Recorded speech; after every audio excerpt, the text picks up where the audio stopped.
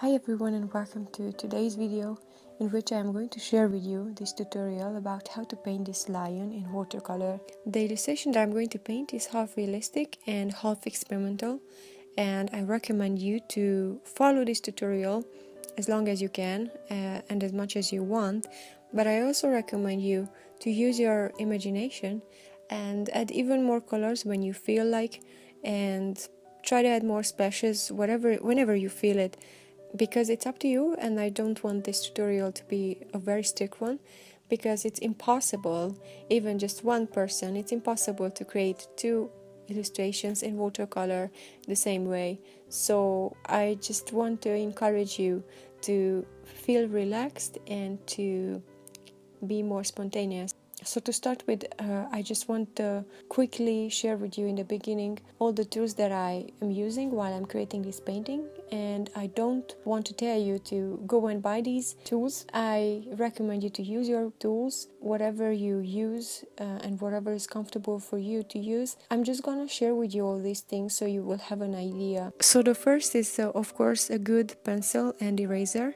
I'm using mechanical pencil because it's thin and it's very easy to erase, and it's a bit softer than the other kind of pencils. The brushes that I'm using are a local, very cheap brand, and I think it's quite good quality. The sizes are 2 and 3, and I believe that the bigger one is 8 or 9. I'm also using watercolor pencils from Refin Aquarelle, brown and gray, and I use this for small and very soft details. I'm using the Schminke Horadem tool colors. I'm using pure yellow, cadmium orange, cadmium red, sepia brown, ivory black. For the white parts, I'm using white gouache from Herlitz.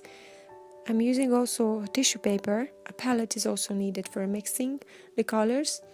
And for the paper, I'm using the Canson Aquarelle paper 300 GSM. And of course, clean water. So I used the reference photo from Unsplash, and I am going to put the link in the description field so you can download the same photo if you want to follow me while I paint this illustration. So the first step is going to be, of course, sketching, and I recommend you to relax and try to capture what you see on the photo by starting with the part that you find easier. Because if you start with the part that you think it's going to be easier for you to draw, you will not feel, under pressure. You will feel more relaxed. And I usually start with the eyes, and I go slowly to the bottom. I draw the eyes, I draw the nose, and then the mouth. And I try to look at the proportions and the positions of the nose and the mouth, and I try to make everything look like how I see it. And if it's necessary, I use the pencil and I just put it on the screen, or the reference photo, and I try to understand where are the shapes, where are those lines. So if you find this difficult to create the sketch without any help, I put a link in the description field where I am going to share with you a tutorial for using a grid, and this method will help you to achieve a very accurate drawing. It's going to look very similar to the original photo if you pay attention, and it's going to be a bit easier. So when you create a sketch, it's important to try to draw soft and thin lines, almost invisible if possible, and try not to push the pencil, because we don't want the pencil lines to be seen on the final painting. So as you see, I didn't draw too many details because I don't think it's necessary to draw the fur, for example, in this painting, because we are going to paint it. And the next part will be the first layer, where I mixed orange and brown, and I looked at the photo and I saw some white parts, quote-unquote white parts. To me it seems white, but it's probably like a very soft brown, or yeah. And I see this part, these white parts, I see around the eyes and at the nose and around and under the mouth. So I am not going to paint those parts, or I will just add water and add a little bit of pigment, because I don't want it to be very saturated or colored. It's like a white. So the next layer I am going to paint is going to be on the top of the first layer, and everything that we painted in the first layer, we're gonna paint on with a different color. After the first layer is dry, of course. So I constantly look at the reference photo to check out where I find the second darker tones, quote-unquote second darker tones, the tones that are a bit darker than the first layer's tones. And as you can see, I am more spontaneous when it comes about the fur. I try to follow the lines of the fur, and at the same time I am adding some splashes, and I try to make it a bit more freely, like I'm adding a direction for the whole fur thing.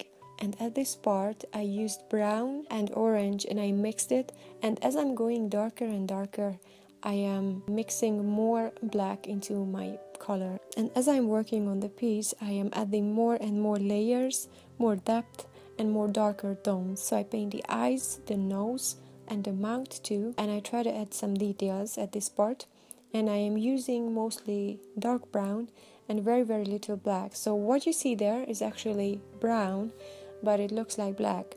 I add very little black after I finish that. So I'm using black and gray aquarelle pencils too, and I try to add more details. I try to add some fur on the face and in the hair, just to make it look like it's fur, just to give a little bit of impression that it's fur.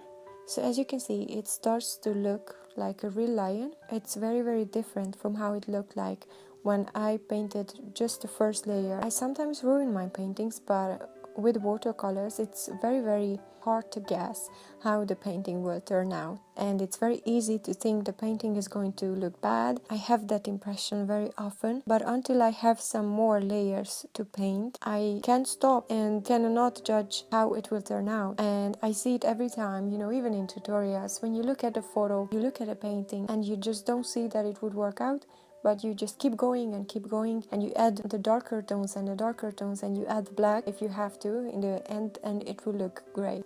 And of course it's easy to overpaint something. You have to know when to stop, and it's important to stop.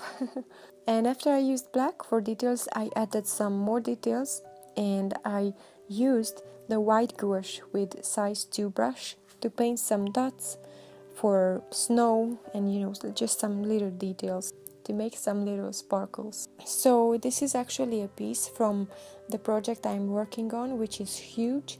It's called the 365 Days of Art project. It's actually something that, it's my everyday life, and I want someday to talk about it in a video. So if you want to see the rest of the paintings of this project, I invite you to follow me on Instagram, because I very often put there sketches and paintings and updates. So if you follow me there, you will never miss any updates. I am also on Facebook as Jean Balog Illustration, and I also have a blog, and it's on Tumblr. It's Jean Balog, and you can find the links in the description field.